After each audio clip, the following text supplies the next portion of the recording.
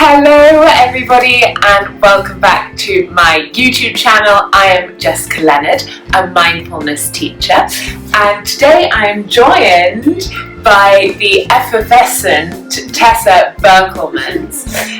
Today we are going to be talking about mindfulness for performers. So if you are an actor, a singer, a dancer or any other type of performer and you are wondering how you can use mindfulness to help you steady your nerves, to get into the right frame of mind and to take your performance from a good performance to a amazing performance, then we're going to be talking all about that.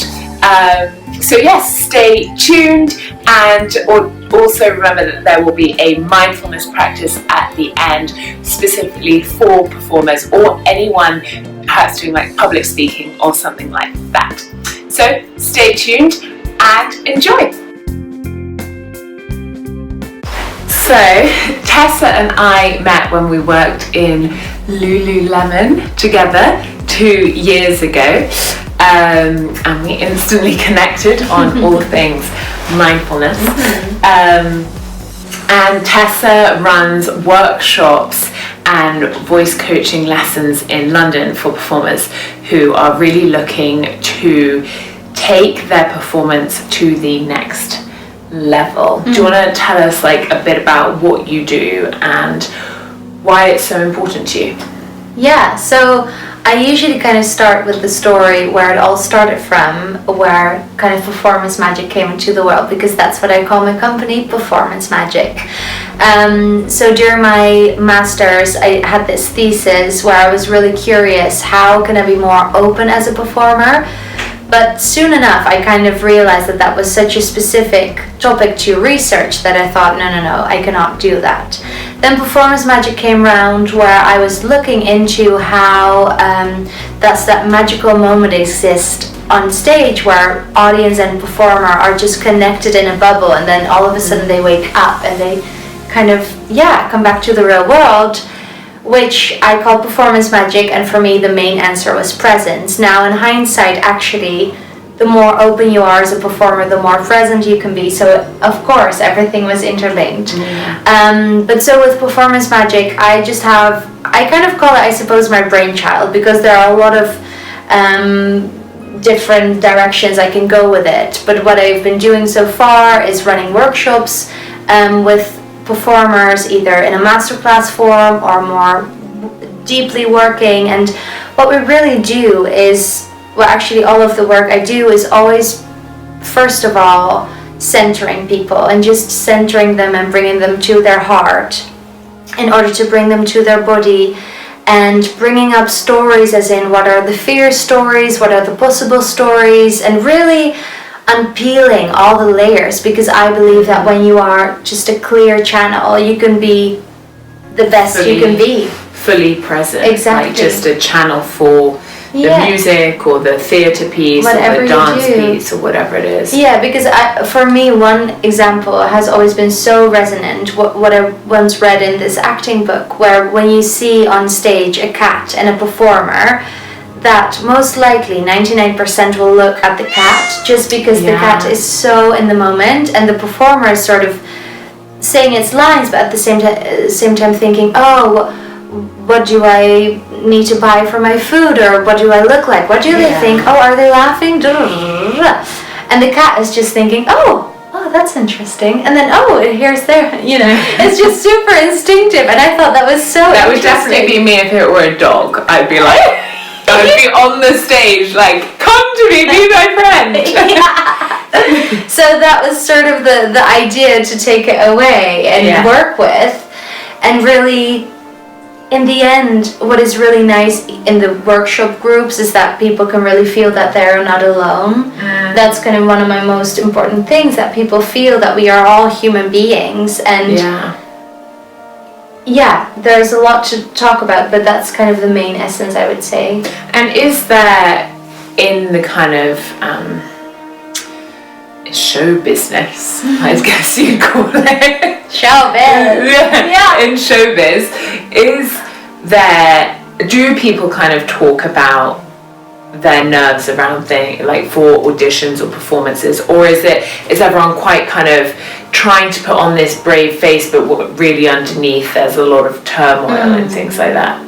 Well, first of all, I'd like to say I only speak from my experience, so I don't want to generalize but what I've been experiencing and how I kind of perceive it is that the performing arts is a very insecure and fear-driven world, because we all want to, and now I'm more musical theatre, or what I've been sort of educated as, we want to fit in a certain form, and in order to be, approved, we literally kind of mold our voice to fit a certain type.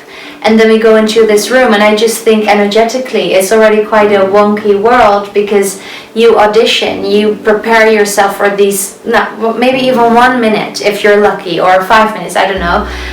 You go into your room, there is this board of people, depending on one against, so even that's already intimidating, and then you want to show your best in a tiny amount of time, but basically really they already know if it's yes or no just by energy and looks, right? And it's nothing personal, really.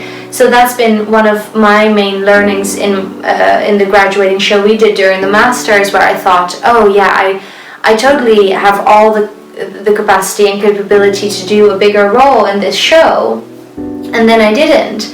And I was really upset, and I reached out to the teacher, because I'm such a learner, I always want to learn, and it really came from a place of love rather than fear, being a diva, I'm upset, I really wanted to know as feedback. And he taught me such an important lesson, saying, Tessa, here it goes about 2 different things. One, you need to know your worth as a performer, knowing that everyone who comes into the room already has a certain level of performing. And 2, it basically is taste. Maybe we need chocolate or vanilla in the picture, but you are strawberry. There's that I think it's Jackie Onassis, or Jackie Kennedy quote, where she's like, you can be the juiciest, ripest, most succulent peach in the world, but there's always going to be someone that doesn't like peaches. And I think it's so interesting what you're saying about acting. You're trying to be, the whole premise of acting is like, how much can you inhabit another character, another person, or a song or a dance. But then the standout performances are the ones that also bring themselves. Exactly, that's exactly right. Because otherwise you're just, you're a robot essentially. That's right. And that's the same as that's also what I usually say to people. There are so many people who just talk for the sake of talking instead of really saying something. And that's similar with singing. Yesterday I was at this sort of gig, and people had the most incredible vocals, where my old self would be totally triggered. Blown up. Yeah. But then it was a sort of open mic too, and then I went up, and my friend said, Tessa, you can just attune the room, and now I know, because I tell a story from my heart. It might not be, right now in my personal journey, I'm kind of merging those two together again, because I was very much the technical one, because that was my way of establishing and validating myself. I was good as a performer. And then I've been for such about a couple of years, really delving into this mindfulness and what does my heart say, really going into that part, and now I'm kind of bringing them back together. But in the end, I really believe that art is one of the most important things, and I always like to say art, education of the heart, and for people to bring them to their heart. However, and this comes back to sort of the premise of performance magic, and I suppose mindfulness for performers, is that I really think when we are whole as a person, as a performer, we can bring our best work. And when an audience is receiving that kind of work, they are just everything is stable, and when the performer is not fully full and needs in their head as exactly opposed to their heart, and they need external validation, as sort of animals, audience can feel it, and they will come to the performers after saying, oh, well done, from a different place, as in, oh, I was really touched. And that's what it's about, for me at least, you know, that's what it's about. Interesting. And what you said that at that open mic night yesterday, you were able to get on stage and kind of ground yourself, become present, tune it, like get on the same level as the audience. Like, do you have certain exercises you do? Is there certain like specific things you do to help you with that?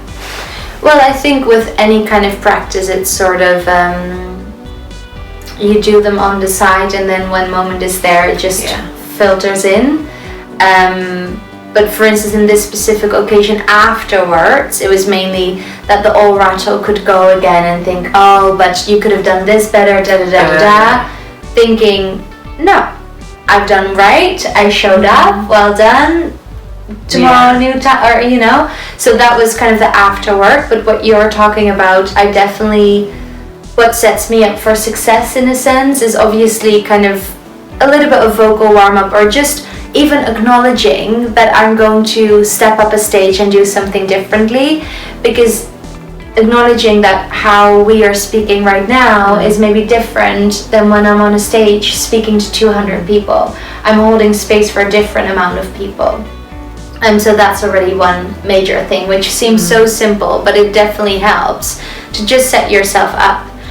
Other things what really help me is just my journaling. I love to journal, and it really helps me to get clear in my mind, which I think is the most important thing going into performing or whatever, to be fully present, to just be present. And for me it's journaling, or even acknowledging the thoughts. And then always a key thing is always really to ground. I always say to people I work with, feel your feet, feel your legs, breathing in and out, and then really grounding it down, because of course when we go into nerves or whatever, we're up there and we're completely lost. We completely lost connection to earth, or to that we are here in this present moment in time. So grounding is always a massive thing. And just lately what I've been working more with as well is really feeling my presence in a sense of energetically. Sort of the other day I had a really beautiful practice in the morning where I was really imagining as if you have a sort of light or something, sort of an energetical field around you, that I was really breathing into it 5 times to hold it up as a sort of balloon, instead of imagining that light and then breathing and it's gone. Really holding it up. So I personally believe that those kind of things set you up for the future. But for me, feet, body, heart, that my heart is open, that I feel connected. If I would do other performances, and maybe I actually even done it, I always have this little thing where I look into the mirror and I kind of look into my own eyes thinking, okay, I'm ready, let's go. Yeah, but I think also like there's a few things that come to mind. One is that there's a famous mindfulness teacher or researcher, and he always, John Kabat-Zinn, he says, sew your parachute before you jump out of the aeroplane. So it's about the daily practice, you know, when nothing's going on, that when you then need it, when the shit hits the fan, when there's an emergency or a stressful situation, then you're able to harness those tools, that kind of bank of grounding and de-stressing and things like that. So it's training those muscles when you don't need them. Absolutely. You know, it would be like, it's like turning up to a boxing match without having trained in boxing. You know, it's not just about the fight, it's about the months of preparation. Absolutely. Yeah, and that's something actually, a friend, he came around to one of my workshops and he says, the work we do here right now is really preparing you and really tapping into all the live experience for those 5 minutes of audition, because essentially it's about all of that. This is literally just doing. We cannot really prepare much for that 5 minutes. We can, we can do all the technical stuff, yes, of course. However, it's about living life, and especially as performers, we are maybe a little bit more in tune with our emotions for others to connect to their emotions.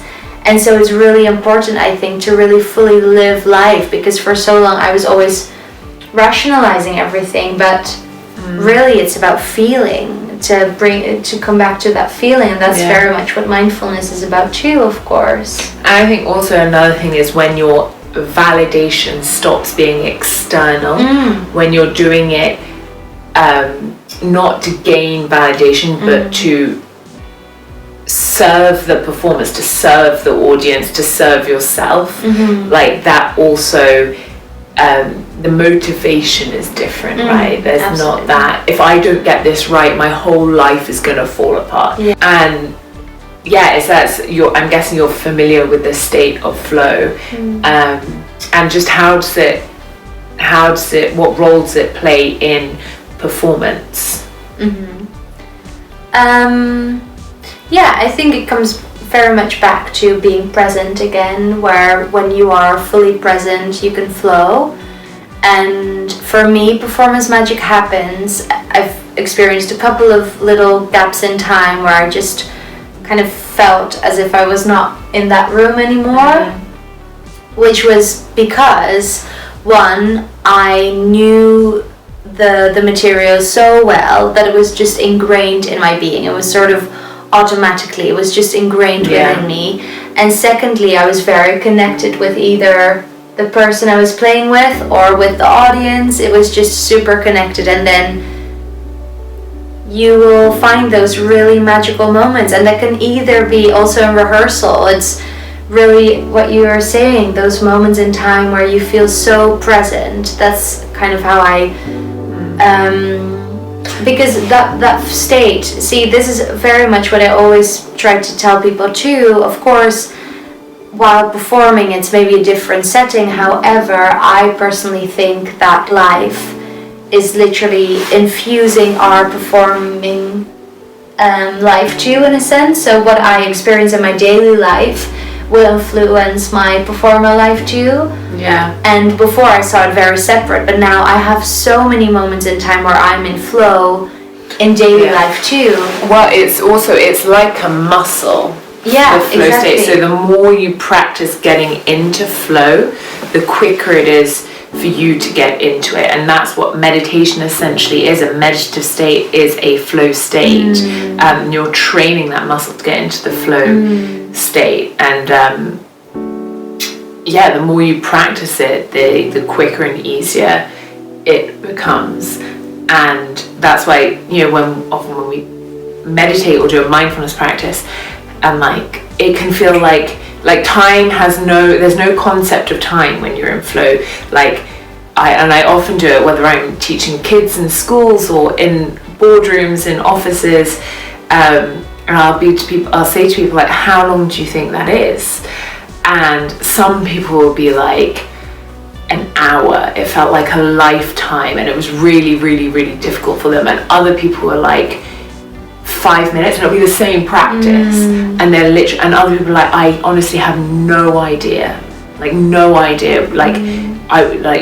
you're in that state of flow, you're in that meditative state, and time kind of disintegrates. I love that place, and I wish that for many people, because I think I was once in a conversation too where we were sort of talking about transportation, when people are being transported, which is either during meditation or whatever. For me, honestly, presence is the secret to everything. Because when we are present, there is no misery, there is no anxiety, because we are here. Literally, it's only here, and our fears and depression or traumas are either in the past or the future. And here, it's all good.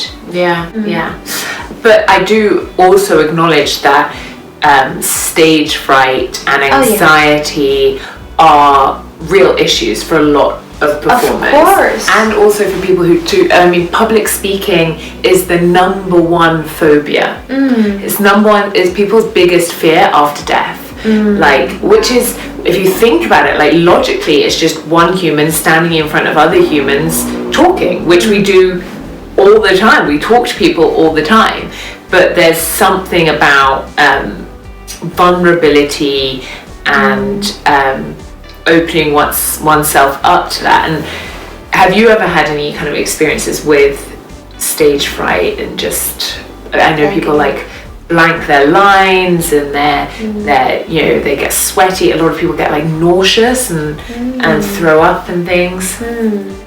Yeah, I think, well, first of all, regarding stage fright, I still feel nervous, and I'm happy for that, because I've had a couple of times where I didn't really feel too nervous. And that's just a setup for misery. Disaster, yeah. Well, not, because I think it's good to have some nerves. And I think if you're nervous, it means you care about it. Adrenaline, like that, if we go into the neuroscience behind what is, you know, anxiety and stress, adrenaline is a performance enhancing drug, you know, and cortisol, but adrenaline, like, it gets your heart rate going, it speeds up your movements, it speeds up your thoughts, which can be really, really, really useful if you want to up your game and, you know, be more alert and be more engaging and be more awake and deliver a really good, like, fiery performance. But it's when that gets overwhelming and out of control, that's when problems occur. When if you can harness that energy, which I think what you're saying is that you know how to work with the anxiety, you know how to work with the adrenaline, you know how to kind of control your breath in that situation, then you can use it to your advantage. Whereas the worst is when you feel totally powerless against it and you don't know how to get out of that. Yeah, and it's really only our own mind, so I think that's why practices as journaling or all those are really foundational, even if they don't seem that way, because maybe we should do our singing practice. Well, no, I really think we need to do those other layers first, because they literally influence basically our whole DNA, which is the manifestation of all our inner work. And it just, like, even when I go into schools a lot with school kids and secondary schools, and we're talking about mindfulness, and you know, there are sports stars like Michael Jordan, the basketball player, and LeBron James, who are like the best basketball players in the world, and they both meditate and practice yoga. And it's, you know, everybody else is, you know, going to singing classes or going to acting classes or going to training sessions, but it's these other things that you add on that treat you holistically as a person, that really give you that X factor. That's basically the, how do you call that word, the mortar, as in you have bricks, what is in between? Bricks and mortar. So basically mindfulness is the mortar of everything, right? Because the ingredients is either singing, dancing, acting, but I always see mindfulness is literally the foundation. It really is. It really is, because we are energetical beings, we are animals. People feel when you are at ease or not, and then, you know, all magic happens. But one of Tessa's favorite phrases is "let the love sparkle magic." I made it myself. She copyrighted, trademark. Tessa Berkelmans. Really is.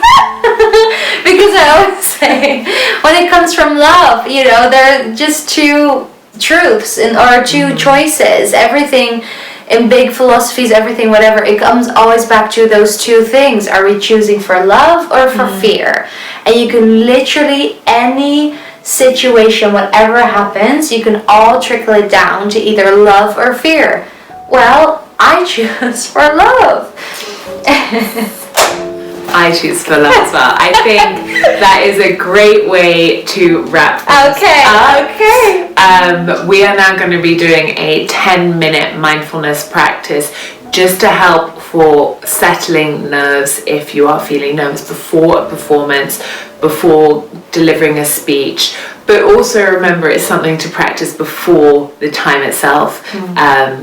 So yes, Tessa, thank you so much. It's been so wonderful to have you here imparting your wisdom and experience and skills and knowledge. You can find Tessa on Instagram and Facebook, and also her single Guts is on Spotify, iTunes, SoundCloud. Yeah, sure, I'm sure. YouTube, everywhere. Everywhere. And if you want to find out about her, what's your Instagram handle? Yeah, Tessa Performance Magic. Yeah, I'll put all the links down below. If you have found this useful and you would like to stay in the loop with other mindfulness insights, tidbits and practices, then don't forget to like and subscribe to my channel. And if you use the practice, then please let us know how you get on in the comments below. And if you have any other questions, you can just pop them there too. That is all for us. We will get on to our practice, which you can download with the link below as well. Thank you so much for tuning in. Thank you so much for joining us, Tessa, and I will see you next week. Now we are going to go through a quick practice for performers to help settle nerves, to help us get out of our heads, and to help us give the best performance possible. So whether it's doing public speaking, or whether it's a dance performance, a singing recital, a music recital, going on stage to perform a play, this practice can really help us just ground, slow down our thoughts, slow down our breathing, our heart rate, and perform to the best of our abilities. So you can do this practice really wherever you are. I'm obviously here in my favorite orange meditation chair, and it's not going to be a full mindfulness practice. You can do this when you're stood by the side of a stage getting ready to give your performance, in a green room, wherever you are. You don't have to be sat down with your eyes closed. Of course, you can also do that if you want. And remember, this practice will be on Insight Timer, so you can take it with you wherever you are, which is very useful when you're out and about giving performances, recitals, that type of thing. So just wherever you are, coming into stillness. And this could be sitting, this could be standing. And just take 3 deep breaths in through your nose and out through your mouth.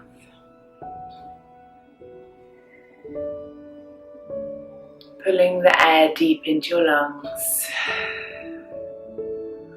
releasing any tension as you exhale. Breathing in and out.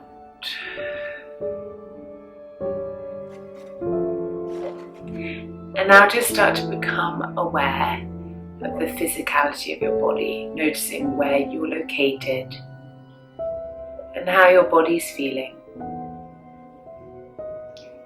If you're sitting down, notice the connection between your thighs and your sit bones in the chair. The sense of pressure there. If your feet are on the floor, feeling the pressure coming down as they connect with the surface beneath you. And just see if you can release into that sense of support a little more.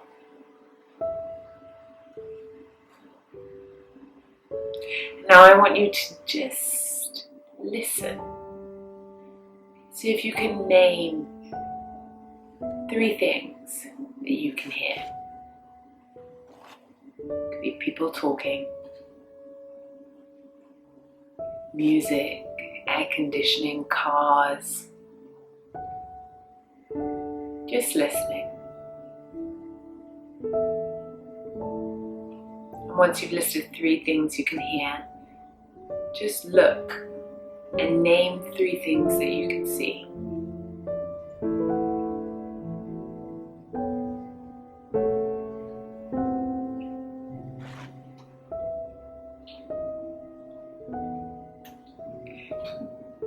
And now name 3 things that you could feel.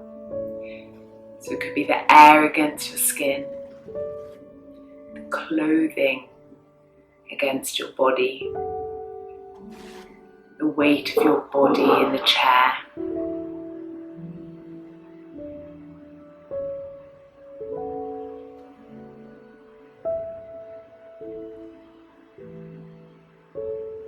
And again, taking 3 deep breaths in and out, and in and out. And one last time.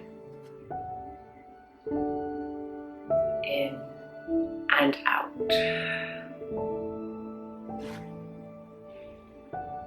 And then go and do your thing. You've got this.